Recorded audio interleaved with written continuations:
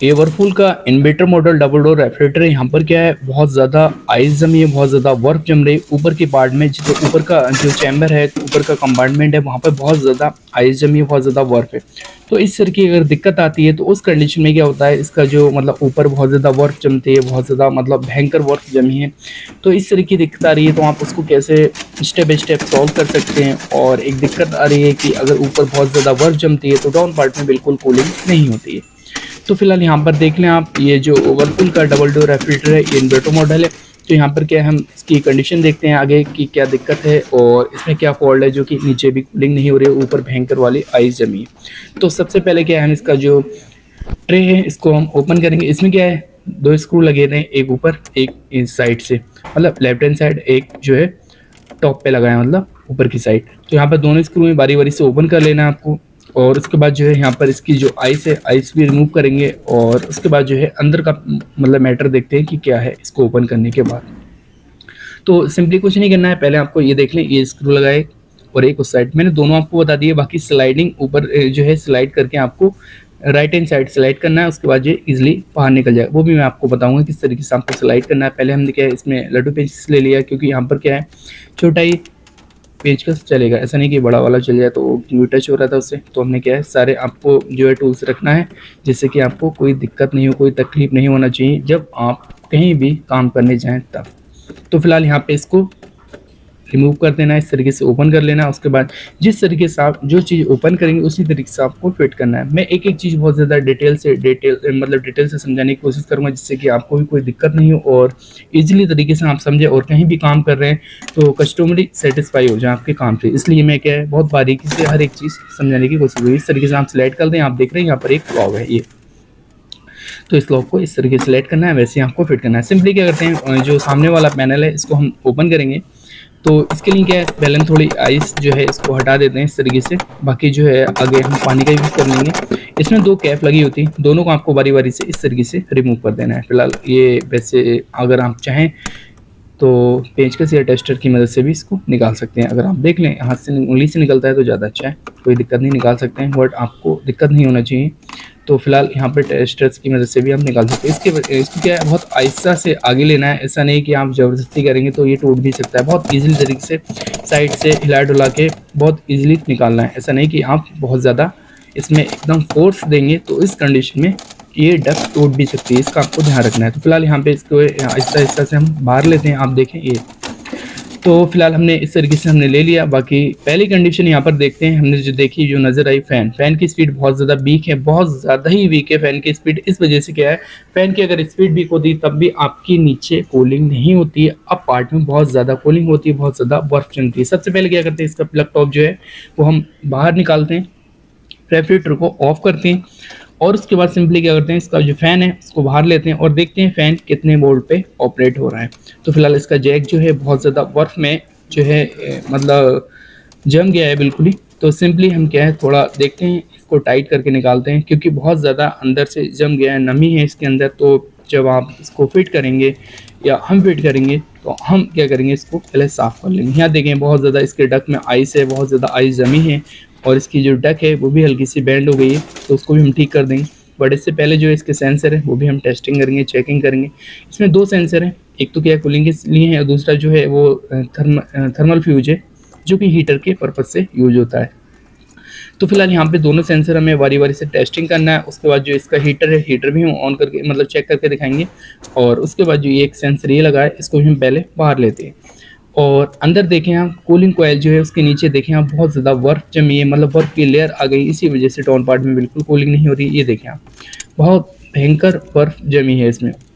और काफ़ी टाइम से कस्टमर बता रहे थे कि यही दिक्कत आ रही है कि ऊपर बहुत ज़्यादा कूलिंग होती है और डाउन पार्ट में बिल्कुल कूलिंग नहीं होती है। और फिर इसके बाद जो हम वेजिटेबल्स वगैरह या कुछ भी रखते हैं तो उसमें बहुत ज़्यादा नमी होती है, मॉइस्चर होता है, उसमें यही दिक्कत होती है। जिस रेफ्रिजरेटर में सेंसर ख़राब हो जाती है, फ़ैन मोटर ख़राब हो जाता है, फिर हीटर ख़राब हो जाता है, तो उस कंडीशन में बर्फ़ जो होती है ओवर जमती है, मतलब अप पार्ट में, और डाउन पार्ट में कूलिंग नहीं होती है, डाउन पार्ट में नमी मॉइस्चर बहुत ज़्यादा जमता बनता है और फिर वो वेजिटेबल्स वगैरह में जाता है।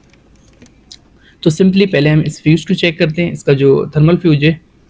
तो फिलहाल ये जो है मीटर लिया क्वांटिटी की रेंज पे, यहाँ पर लंबा साउंड आना चाहिए, वो आ रहा है एकदम ओके, कोई दिक्कत नहीं। बट इसको निकाल के देखेंगे क्योंकि कभी-कभी ऐसा होता है कि पहले इसको सेंसर ये वाला जो वाइट वाला है कैप्सूल टाइप, उसको हम चेक करते हैं और मीटर जो है किलो पे सेट करना है, वहाँ पे चेक करना है और इसको हल्का-हल्का प्रेस करेंगे। उसके बाद देखते हैं कि क्या कंडीशन रहती है।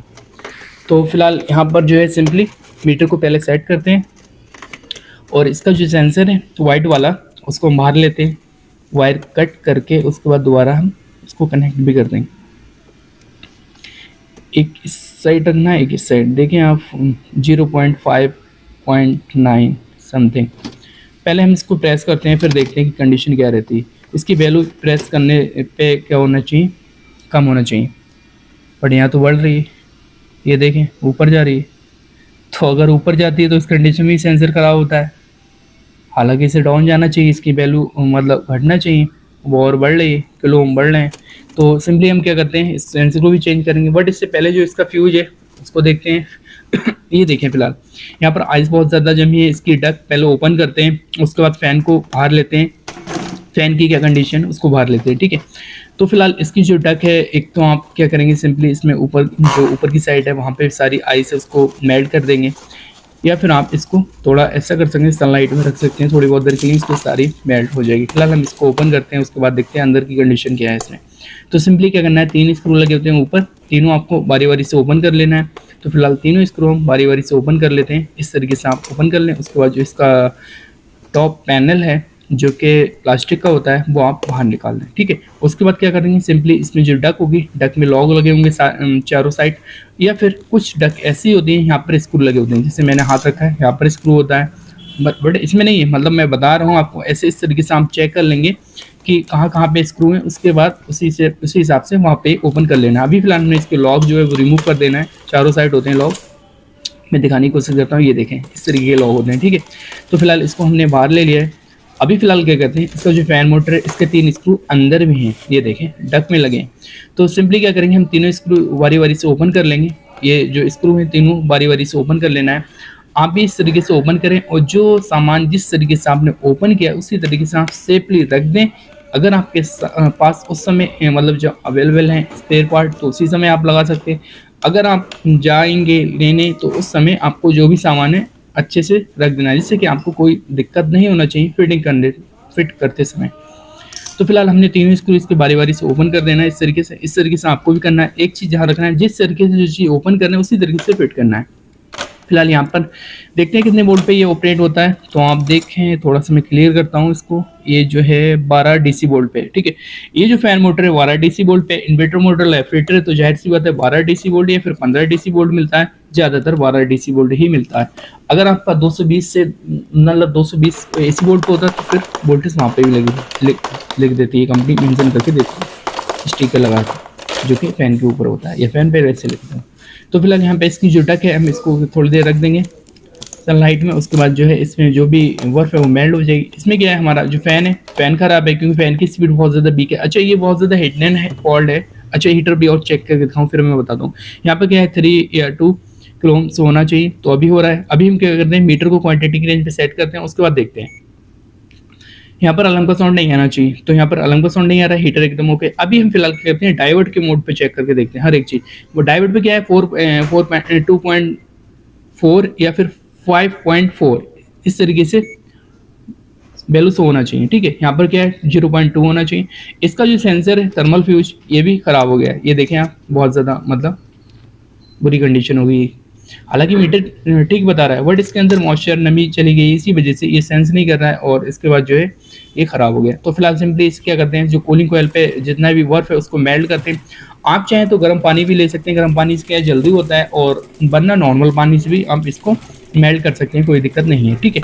सिंपली हमने क्या करना है, अभी इससे पहले जो है इसका मैंने बताया था कि फ़ैन क्या है, एक हिडन फॉल्ट होता है। फ़ैन के कंडीशन में क्या होता है, जैसे कि आपने फ़ैन है, फ़ैन का उस समय क्या होता है, अगर स्पीड वीक होती है तो उस समय टेक्नीशियन ये क्लियर नहीं कर पाता कि फ़ैन ख़राब है या फिर नहीं।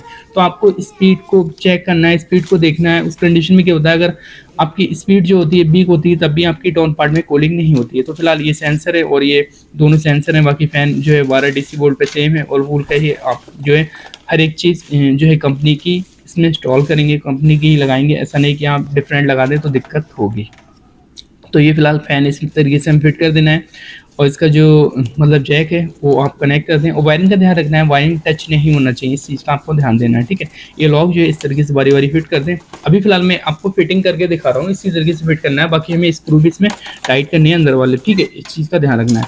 तो फ़िलहाल इसको ओपन करते हैं और ओपन करने के बाद जो है इसमें तीनों स्क्रू बारी-बारी से कनेक्ट करते हैं, जो कि हमने ओपन किए थे उसी तरीके से हम फिट करते हैं, ठीक है, तीनों स्क्रू। तो फ़ैन एक जो है एक डिफरेंट फॉल्ट है, तो आपको ये चीज़ भी आपको एहतियात रखनी है।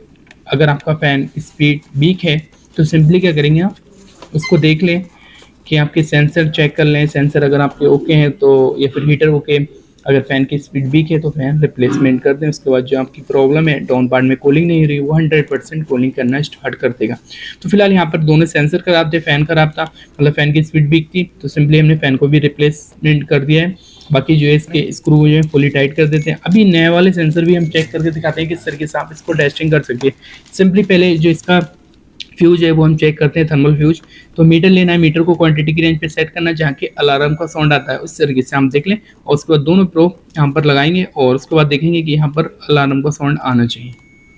तो यहाँ पर एकदम ओके, कोई दिक्कत नहीं हीटर। अभी फिलहाल हम क्या करते हैं, मीटर लेते हैं, मीटर को किलो ओम पे सेट करेंगे, उसके बाद ये वाला जो सेंसर इसकी फुली टेस्टिंग करके दिखाएंगे, जिससे कि आप भी प्रॉपर टेस्टिंग कर ले अगर आपके सामने भी सेंसर ये वाला मिलता है तब। मीटर जो है किलो ओम पे सेट करना है और उसके बाद दोनों प्रोब यहाँ पे रखना है और उसके बाद जो है इस सेंसर को हम हल्की हल्की हीट देंगे और हीट देने के बाद देखेंगे इसकी वैल्यू जो है कम होना चाहिए। अगर कम नहीं होती जाहिर सी बात ये भी सेंसर ख़राब है, और अगर कम होती है तो अच्छी बात है, आपका सेंसर हो गया। पहली बात तो नया है, फिर भी आप टेस्टिंग करके ही लगाएं, कोई भी चाहे भले कंप्रेसर भी इंस्टॉल करने तो पहले आप बाहर एक बार चेक कर लें तब इंस्टॉल करें। तो फिलहाल यहाँ पे इसको जो है हम इसको पहले देखते हैं कितनी वैल्यू से हो रही है। तो यहाँ पे सिंपली हम हीट भी देते हैं, इसको पहले हम प्रोब टिक लगाते हैं क्योंकि वो दिक्कत दे रही है। अभी फ़िलहाल 0.2 है, 0.1 हो जाना चाहिए। तो यहाँ पे इसी तरीके से हल्के हल्के देखें आप, मतलब नीचे हो रही है वैल्यू। तो अगर इस तरीके से आपकी जो मतलब किलो में वो माइनस में जा रही है तो हीट देने में क्या है, ये माइनस में होना चाहिए। अगर माइनस में होता है आपका सेंसर जो है, सेंसर की वैल्यू माइनस में होती है, तो इस कंडीशन में आपका सेंसर ओके। इस तरीके से आप देख लें, मतलब यहाँ पे क्या है माइनस हो रहा है, अभी 2 था, 2 पॉइंट अब मतलब 1.9 हो गया। इस तरीके से आप प्रॉपर टेस्टिंग कर सकते हैं। तो फिलहाल यहाँ पर ये जो टेस्टिंग का तरीका बताया आप इस तरीके से देख लें। बाकी इस नॉर्मली इसमें 4 पॉइंट किलो ओम होना चाहिए, 5 जो है 5 से 2 तक होना चाहिए, बाकी नीचे तक जाएगा थोड़ा। अगर आपका टेम्परेचर जैसे कि अगर आइस में रख रहे हैं तो वहाँ पे 13 तक जाना चाहिए, 13 किलो ओम तक। तो इस तरीके से इसकी प्रॉपर टेस्टिंग होती है। तो फिलहाल अभी सिंपली क्या करते हैं, इसको हम सब चीज़ फिट करते हैं बारी बारी से। सिंपल सबसे पहले क्या करते हैं, इसके जो वायर हैं वो हमने कट कर दिए थे क्योंकि इसमें जैक नहीं था, तो वायर ही है। तो वायर इसमें कट करके उसके बाद जो इसमें टेपिंग करते हैं, टेपिंग करके प्रॉपर इसमें कनेक्ट कर देते हैं, जो कि जहाँ पे सेंसर लगा था उसी तरीके से आपको इंस्टॉल करना है, वरना ये कूलिंग में दिक्कत होगी, कूलिंग प्रॉपर सेंस नहीं करेगा। तो फिलहाल इसका जो थर्मल फ्यूज है उसको भी हम इसमें कनेक्ट करते हैं, क्योंकि इसका जैक था तो जैक हमने वारी वारी से इसमें कनेक्ट कर देना है। बाकी इसको इसकी कॉयल जो है कूलिंग कॉयल उसमें आपको फिट करना है, देखिए आप इस तरीके से फिट करना है। तो फिलहाल इसके सेंसर जो है हमने फिट कर दिए और उसके बाद जो है दोनों सेंसर फिट कर दिए। बाकी इसका एक जो है हीटर वाला जैक है वो कनेक्ट कर देना है, बाकी एक फ़ैन का रह जाएगा, फ़ैन भी कनेक्ट कर देंगे। तो फिलहाल हीटर वाला जो जैक है मैंने वो इस तरीके से कनेक्ट कर देना है। पहले इसको साफ़ करना है क्योंकि इसमें बहुत ज़्यादा नमी है, इसके जैक जो है बहुत ज़्यादा नमी है, इनमें नमी होती है। तो इस कंडीशन में क्या होता है, आपका शॉर्ट सर्किट हो सकता है। तो एक कॉटन का कपड़ा लें, उसके बाद एक टेस्टर वगैरह लें और उसके बाद जो है बारी बारी से इसको साफ़ कर देंगे। जब आप साफ़ कर देंगे प्रॉपर तरीके से, इसकी नमी आ जाएगी, कपड़ा सोख लेगा, तब आप जो है जैक कनेक्ट करेंगे, वरना आप रेफ्रिजरेटर ऑन करेंगे फिर दिक्कत आएगी, शॉर्ट सर्किट होगा। तो ये चीज़ पहले ही एहतियात कर लें कि आपको दिक्कत नहीं होना चाहिए। तो सिंपली क्या करना है, यहाँ पर जो इसके हमने जैक है वो साफ़ कर दिए, बाकी एक जैक रह गया फ़ैन का, इसको भी साफ़ कर देते हैं। और सिंपल यहाँ पे आप देखें फ़ैन हमने प्रॉपर फिट कर दिया है, इसकी डक वगैरह जो है एकदम अच्छे से सूख गई है, जो भी आइस थी वो सारी मेल्ट हो गई है। और इसको जो है ठीक से फिट करके और फिर हम रेफ्रिजरेटर को ऑन करके फिर देखते हैं आगे की क्या कंडीशन है कि कूलिंग की परफॉर्मेंस कैसी है। तो फिलहाल चारों लॉक हमने बारी बारी से इसमें कनेक्ट कर दिए थे इसके डक के। अभी फ़िलहाल इसका जो जैक है वो कनेक्ट करते हैं इसमें फ़ैन का। तो फिलहाल यहाँ पर फ़ैन का जो जैक है वो हमने कनेक्ट कर दिया, हम देखें इस तरीके से कनेक्ट कर सकते हैं। तो यहाँ पर फिलहाल इसका जैक जो है कनेक्ट कर दिया है। बाकी जो है इसके 2 स्क्रू लगे होते हैं जो कि डक में थे, हमने जो ओपन किए थे वही हमें बारी-बारी से इसमें फिट करने हैं। तो दोनों स्क्रू आपको इसमें कनेक्ट करना है, उसके बाद इसकी जो कैप होगी वो भी आपको प्रॉपर इसमें कनेक्ट कर देनी है। तो यहाँ पर ये वाला स्क्रू और ये दोनों हमने फिट कर दिए। बाकी रेफ्रिजरेटर ऑन कर दिया, आप देख रहे हैं नीचे लाइट ऑन हो गई। तो यहाँ पर रेफ्रिजरेटर जो है वो उसका ऑन कर दिया है। बाकी सिंपली क्या करते हैं, इसकी जो कैप है कैप भी इसमें लगा देते हैं, वरना इसके स्क्रू जंग खा जाएंगे। तो सिंपली क्या करना है, दोनों कैप हमने इसमें कनेक्ट कर दिए। बाकी इसका जो ऊपर का पैनल है वो भी हमने इसमें कनेक्ट कर देना है। इस तरीके से स्लाइड करेंगे, उसके बाद 2 स्क्रू लगे होते हैं, एक ऊपर की साइड एक साइड से। मैंने जो इससे पहले दिखाया था उसी तरीके से आपको बारी-बारी से दोनों फिट कर देने हैं। तो फिलहाल जो स्क्रू थे जो आपने ओपन किए थे वही आपको फिट करना है, ठीक है, इस चीज़ का आपको ध्यान रखना है। तो फिलहाल यहाँ पर जो इसका स्क्रू है वो भी फिट कर दिया। बाकी 3 इसमें फॉल्ट थे, मतलब दोनों सेंसर। इसका अच्छा जो टेम्परेचर है वो अपने हिसाब से रख सकते हैं, कोई दिक्कत नहीं, नॉर्मल पे रख लें कोई दिक्कत नहीं। बाकी इसमें 2 सेंसर खराब थे, एक फ़ैन, तीनों हमने चेंज कर दिए। अभी फ़िलहाल इसका जो है नीचे का डाउन पार्ट में देखते हैं कूलिंग कैसी होती है, थोड़ा मतलब रुक के उसके बाद। तो यहाँ पे फ़ैन का फ्लो एकदम प्रॉपर आ रहा है, कोई दिक्कत नहीं, मतलब फ़ैन का फ्लो आना स्टार्ट हो गया है। डाउन पार्ट में देखते हैं कि फ़ैन का फ्लो आ रहा है या फिर नहीं। तो यहाँ पर फ़िलहाल फ़ैन का फ्लो अभी नहीं आ रहा है, डोर लॉक किया है तब जाके हाँ अब आ रहा है, ठीक है, फ़ैन का फ्लो आ रहा है एकदम ओके, कोई दिक्कत नहीं है। तो आपको क्या करना है, डोर लॉक को जो है क्लोज़ कर देना है, तभी फ़ैन जो है चलता है। क्योंकि डोर जो होता है, ये देखें, ये डोर लॉक इस तरीके से आप प्रेस करेंगे, इसको दबाएंगे, अब फ़ैन चलना स्टार्ट हो जाए। कुछ रेफ्रिजरेटर में ऐसा होता है।